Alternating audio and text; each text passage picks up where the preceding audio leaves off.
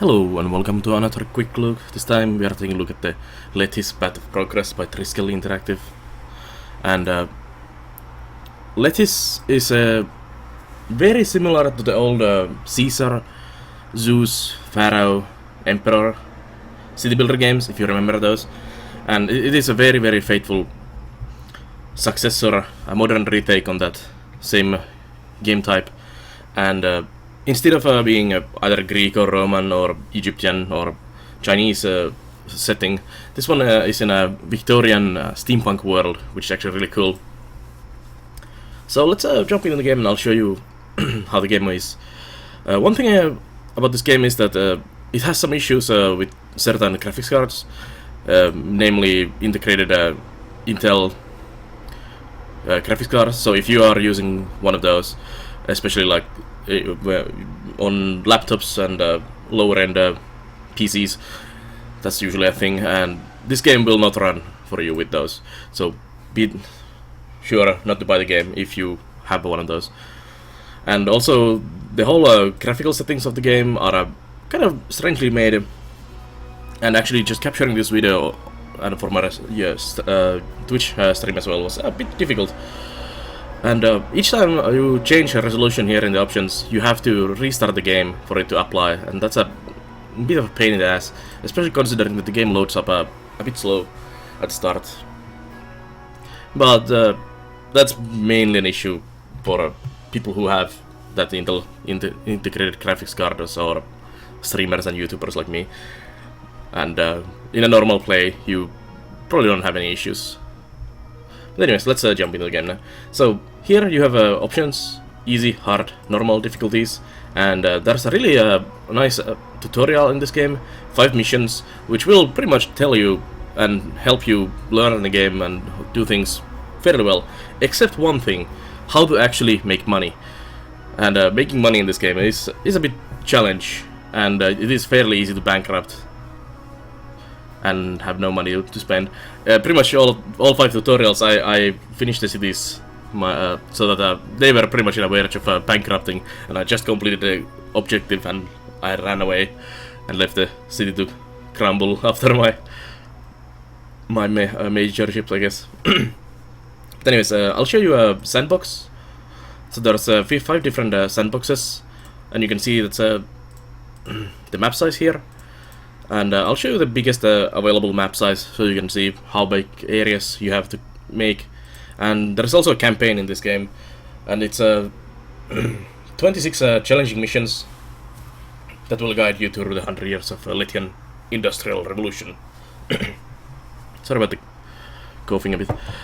And they are actually very nice. I've so far only played a couple of them myself, but they are definitely, even the couple first ones are really challenging and fun.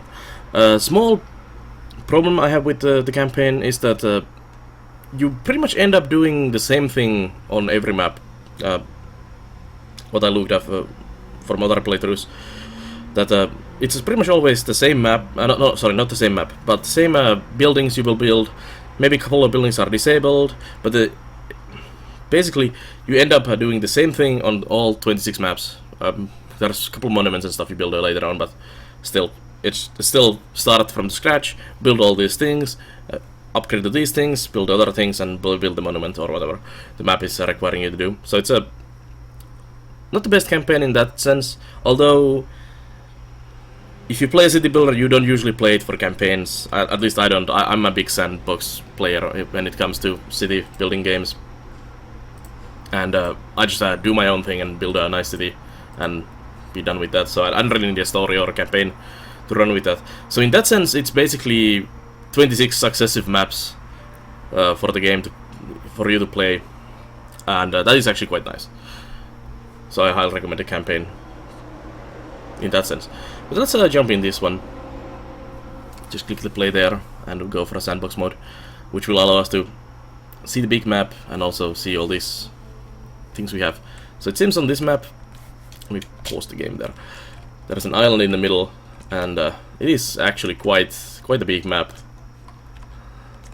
where you can build on. So there are some steam geysers in the corner here, some forests. Forests are only basically impassable terrain that just blocks your buildings. There's a massive forest up here. It's really cool. There's some fey mushrooms here, and a big. That's cool. A tomb. A big industrial area for us to use. So let's see. There's a farmable soil here, and the beach. Let's get the initial area here. So what you do is in this game. So up here you have your workers needed. Workers. I mean, these are your population facing, and you can actually change the camera angle from here. Just turn it around a bit, and then you have speed buttons in here and a pause, of course. Here's your money. Here's the time of year, season, your overall happiness, which you can mouse over to see. Well, we don't have any population, so there's not really anything happening. And down here you have your information. So this one allows you to hide some buildings, so you can see behind them. You can see what's behind them, so you don't have to turn the camera. This one allows you to see like information like money and income and stuff like that. Then there's road building, roadblocks, bridges, and all the other buildings here. You can demolish buildings. Here's your map, your settings, of course, or the main menu. It's written there. And this is the world map for trading. I'll explain this in a moment. Let's just get a small city going. So what you want to do is firstly build a small housing area, and we're gonna do a bit of a fun looking area here. Oops. And we put some houses on here, about that much. You want big housing areas in this game, because unlike SimCities and other city builders, in this one you have to upgrade your buildings. If you have played Anno, this game is quite similar to that mechanic actually, or if you have played the older Caesar and the other similar games, you know that upgrading your housing is very important. So there's a small housing area for us. I left this for a future purpose, and for these houses you want an administration building. This what's it called? Maintenance building, because buildings collapse in this one unless they are being maintained by this maintenance guy. And you can see when you place these, you see this green dots around the area, and they represent the effectiveness of the area building in this area. So we're gonna place one in here, and that's actually pretty good already. So we'll just leave that as is, and then we can pretty much enable time and see. We should have a stream of people coming in. I don't know where the entrance to this area is actually. Well, we'll see them in a second, wherever they happen to be.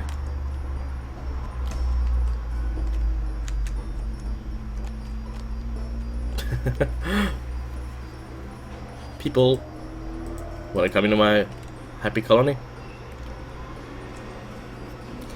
It's so big map, it takes a while for them to come. I should have found out where the start area is. Actually, meanwhile, we can show more things. So, roads are very important in this game. And one thing about this, as you can see, the maintenance here, it spreads down here, and they will spread wherever they can go. So building roadblocks is very important in this game. And you place a roadblock on the road here, and the roadblock only prevents the distributor buildings, just such as the maintenance building, from actually going there. So you need to build these kind of like districts in your city, where you have these areas that are maintained by these guys, and they don't wander off throughout your city. And it's very, very important, there they come, to do this, because their effectiveness will be really bad if they wander around. And building your districts in a certain way, so that these guys, when they go around, they cover as many buildings as well as possible, is key. This actually is not the best possible solution, and that's one of the complaints about the game from a lot of people, that working with the AI for these distributors is really annoying sometimes, and it is also kind of restricting how you can build your districts to be as effective as possible.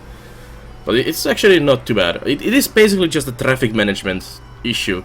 If you have played like City Skylines, you know that traffic is a big issue in that game, and it's pretty much the same in this one. You just need to think it as a bit different, not just like a maintenance building and this stupid AI that goes around fixing the buildings or distributing food or whatever. But you have to think it as a traffic issue. So now we have a couple tents, and big key of this game is leveling up buildings. So these are level 1 houses in here, and they need an access to well. So to upgrade the level of the house, there's 1 to 10 levels for these worker houses. We need to build a well which distributes water for this building. So we'll put a couple of wells in there to get this water guy go around the town and distribute some water for them. So they are pumping up some water there, and now you can see these water dudes are going around the town, and they are distributing the water to these buildings, and it immediately upgrades the buildings. And next thing they need is some food. So we need to always ramp up more and more buildings, more and more produce, and more and more all kinds of things for them to upgrade higher and higher, to basically for you to get most money out of them. And to get money out of them, you need tax collector, which also is basically a distributor. It distributes their money to you, basically. So you need to build a couple tax offices like this, but you also need a city hall to store the items. So we'll just pop down a city hall there. This is not the best city anyway, so that's my city hall there. Now we can earn some money from them. And you also see that it adds a beauty to the town, so the road here is actually upgraded. And we can now access the city stats, because we have the building, so we can see our income here and all the other informations, politics, resources, and all kinds of useful information to run the city better. Let's get some industry going. So we needed food, and I think fish looks really good on this map, because there's plenty of fish in the sea there. So we'll just pop down a decent amount of fisheries, and we are needing some workers now. We'll just get a road in there. Workers actually do not need to get there by roads, but having a road connection is necessary for the transportation of goods. And again, we want to block this area so that this district is blocked from both sides. And we want another building maintenance here to keep the fisheries intact so they don't blow up. And we need a stockpile for the fish. So there's two kinds of stockpiles in this game. Granary is for foods and grain and barley and that kind of stuff. The thing you make into alcohol or food or whatever, basically. And then you have a warehouse for other goods like metals and textiles and all kinds of stuff. For this we need a granary, so we'll just plop down a granary here. There we go. So that's gonna be my fisher granary. We might require some more housing. I'm just gonna plop down. We can actually click on the building here, town hall. So we need 59 more workers. And leveled up buildings will provide more workers, but since they are not getting the fish anytime soon, we need actually some more people to actually just go fish. So there, some more housing.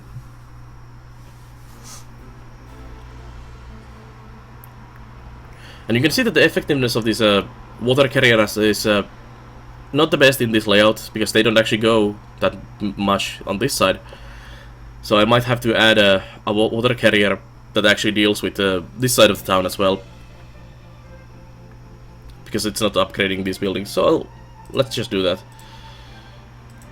And you can see it actually helps this left side of the town now when they start going around, and it will help with the worker issue, although this building also needs workers. So every time you need to improve buildings to get more workers, but the buildings that you need to build also need workers. It's kind of tough.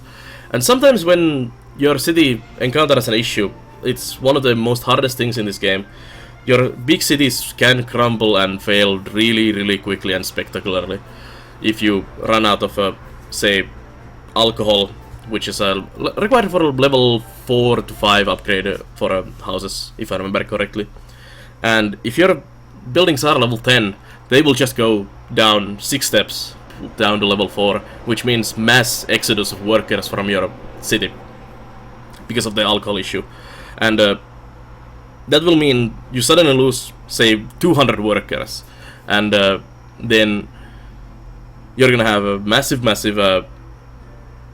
problem of running all your buildings to produce all the necessary materials to run your city properly, which means you get more and more issues of buildings starting to collapse because the maintenance guys are not going around. You don't produce even the most basic foods or some other material, and it just snowballs and your whole city goes up in flames unless you really work to fix it. And it is difficult. I had to do that on one of my cities yesterday, and it was difficult, but it was fun and satisfying when I actually did succeed on fixing that issue.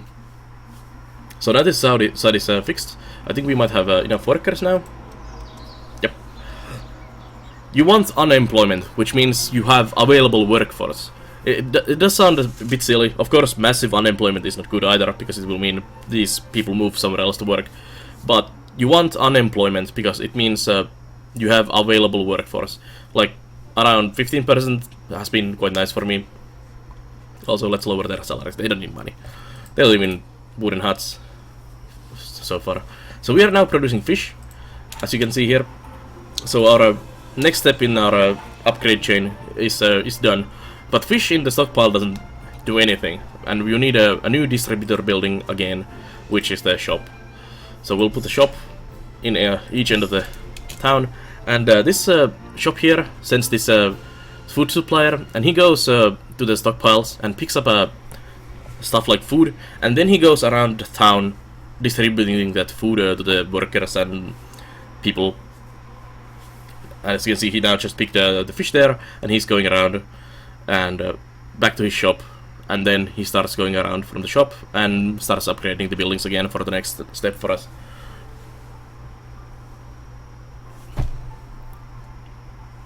And there he goes, his delivery cart, upgrading the buildings as he goes. So these are now level 3. And the environment isn't pretty enough for this house now, and they need a wash house. So next thing we need is the wash house and pretty the area. So we'll put a wash house there. No one likes dirty socks, so we'll just deal with those. Let's put 3 of them in total here. So now they have access to the wash house, but they also need a pretty environment. So this is where the decoration comes in. And in most games, city builder games, loud car, stuff like decorations are usually optional and just for a player to make the city look nice. In this game, they are actually very important key part of your town, and you need to build a lot of decorations to make the place look nice. Although you can just spam the same buildings over and over if you really want to, but that's not nice looking. So we'll just do a, let's say, a small garden kind of thing here. Can we put a fountain in the middle? That's 3 and 3 now. Let's put a row of benches and rotate with the R key. Oops, and place 1 extra in there. And let's put some trees in the middle and small fountain in those. And I really like this part of the game. I'm always a big fan of prettification of your cities in all of these builder games, and it's often kind of overlooked part of the game, or you just build like parks and something that actually have some function. But I like the non-functionless prettifications as well. And we'll put a water fountain in those, and let's say some more. Let's see, what do we have here? Let's just make some blue flowers there. And now that we have built this prettification here, or beautification buildings, or these decorations. When I unpause the game, it will upgrade the neighborhood. Oh, and our city hall just collapsed. So this is why you need those building inspectors. It was so pretty that the building went down. And we'll put that down there. Fix the issue. So you see the road here upgraded. And you can see we are getting next level houses now. So hot level 3s. And actually, even better. And now we just need the wash house guys to walk around and upgrade those houses. So this is basically how you upgrade your city. And it gets more and more difficult and needs more and more steps. And you get prettier and prettier buildings. And in addition to these worker houses, you have access to these mansions, which are for basically the nobility and aristocrats, and you need to make even better looking buildings for them, like automaton servitors and all kinds of fun stuff. And there's lots and lots of different farms here for different materials. You have the fisheries, you can use windmills to grind the wheat into flour, you can bake bread from that, you can make cows to get meat, you get alcohol, and you make absinthe in distilleries from fairies, to say the least. And there's the stockpiles, shops. Emporium is basically a shop for the aristocrats. And then there's a trade center. Let's build a trade center there. And it's actually a balloon that brings and sends out stuff.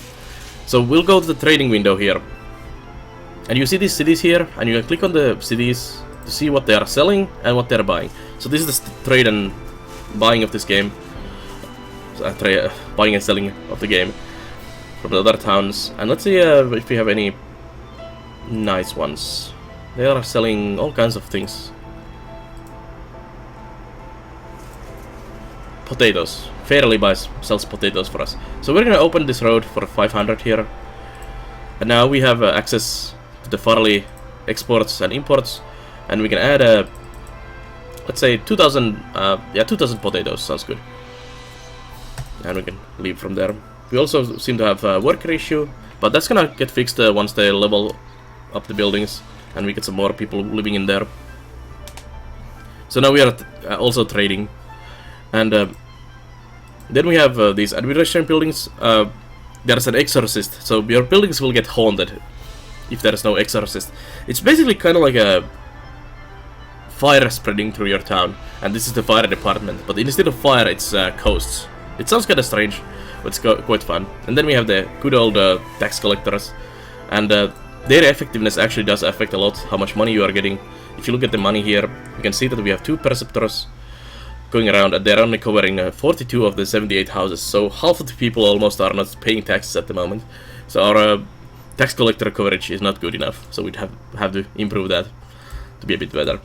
Then you have industries, and a big thing about the industries is that you need to actually generate steam, as this is the Victorian steampunk world. So what you would do is, not this early though, but you would do is add a couple extractors here, and then you make this unique building, which is the condenser,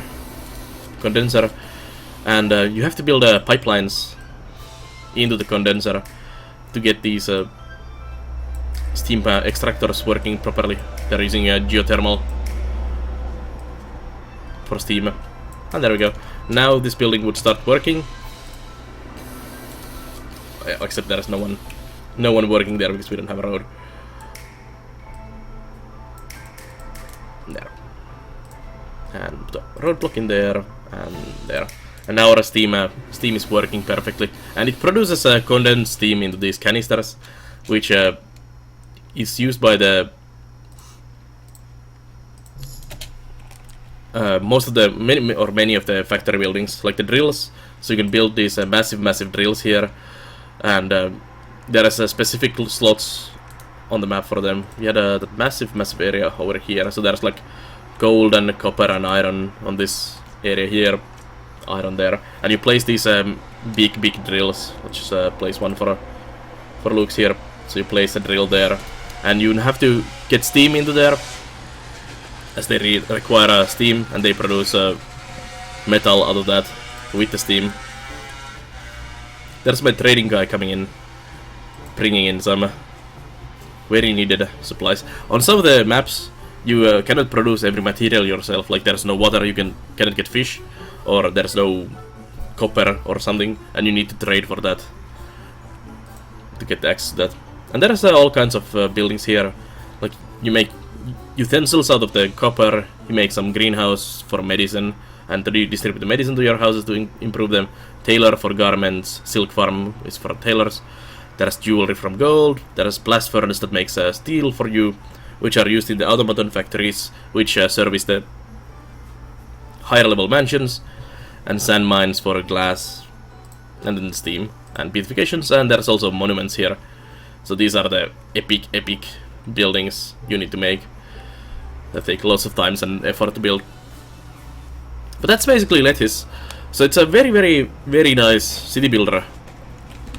And especially if you are a big fan of the Caesar and the other kinds of games, like the old games, this is a really good take on that same game type, but just a modern Victorian steampunk style.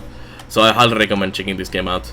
And it seems we actually have a haunting there going on at the moment. So this is the haunting, and we would need to build a exorcist. But anyways, thanks for watching again, and watch my other quick looks, other YouTube material, my live stream on twitch.tv/Belanar, and also check out the other creations. So thank you for watching, and I'll see you guys next time.